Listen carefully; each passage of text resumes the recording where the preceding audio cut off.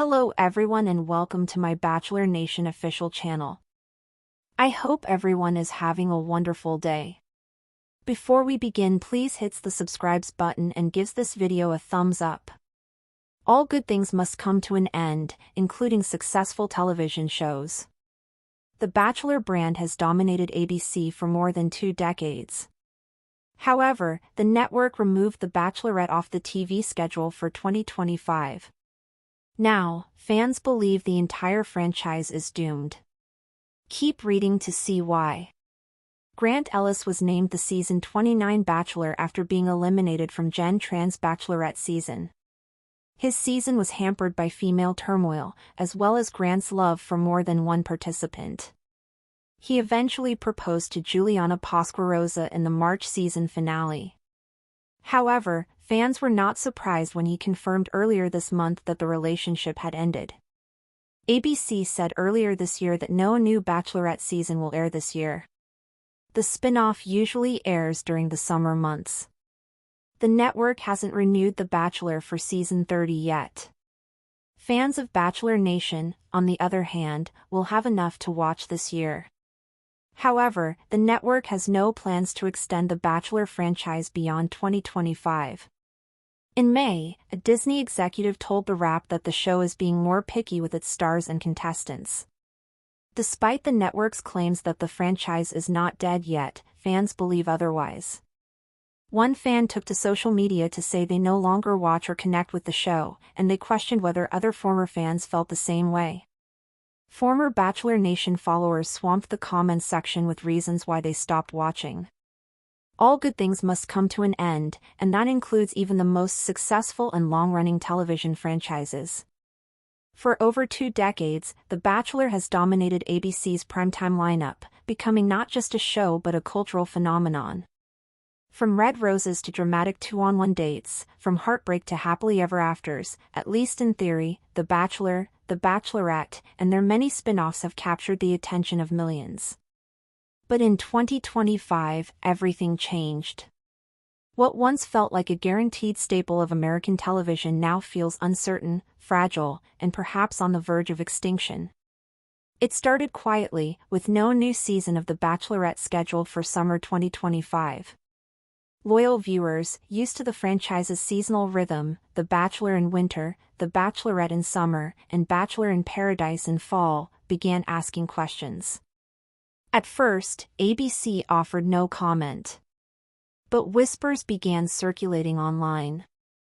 Then came a major bombshell: ABC officially confirmed that The Bachelorette would not air in 2025. There was no statement about a delay or a change in format. Just silence.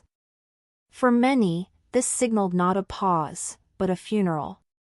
At the same time, The Bachelor season 29 had just aired its finale in March, and it didn't go the way the network had hoped. Grant Ellis, a charming and thoughtful tech executive who had been eliminated from Jen Tran's season of The Bachelorette, had been cast as the lead. With a compelling backstory, gentle demeanor, and striking looks, Grant seemed like the perfect choice to reignite interest in the series. But his journey was mired in controversy from the start. The women in his season frequently clashed, and as the show progressed, it became painfully clear that Grant had feelings for more than one woman. In the end, he proposed to Juliana Pasquarosa in a tearful and tense season finale. But almost immediately after the show aired, fans began questioning the authenticity of their relationship. There were few social media posts.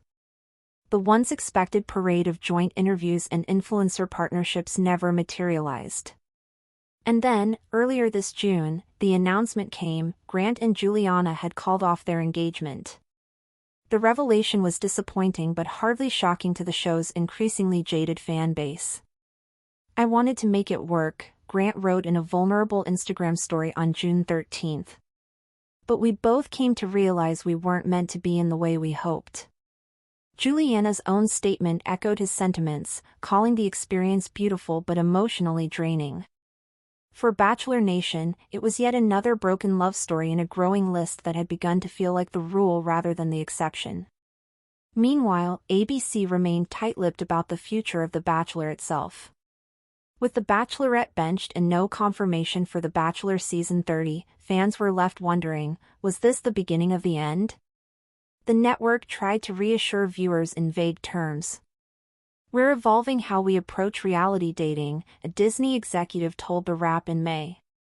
"We're being more selective with our leads and more thoughtful with our casting." But the statement rang hollow to many longtime viewers who felt the franchise had already lost its way.